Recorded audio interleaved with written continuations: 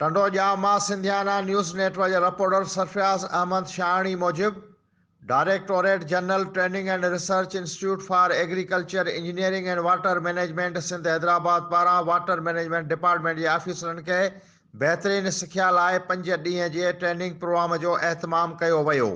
सभ खां पहिरीं इदारे में क़ाइम ट्रेनिंग हाल ते राओ अब्दुल जब्बार जे नाले जी तख़्ती हणी इफ्तिदा करे दुआ घुरी वई।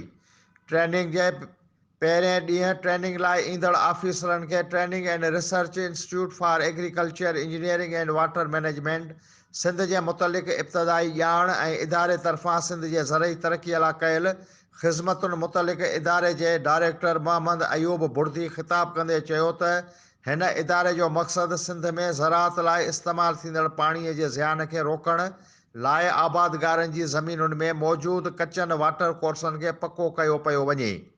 उन अमल सां आबादगार घटि पाणीअ ते पंहिंजा फ़सुल पोखे घणी उपत हासिलु कनि था। हिन ट्रेनिंग जो मक़सदु ज़राअत में घटि पाणीअ ते जदीद तरीक़े जी ॼाण ॾियणु आहे।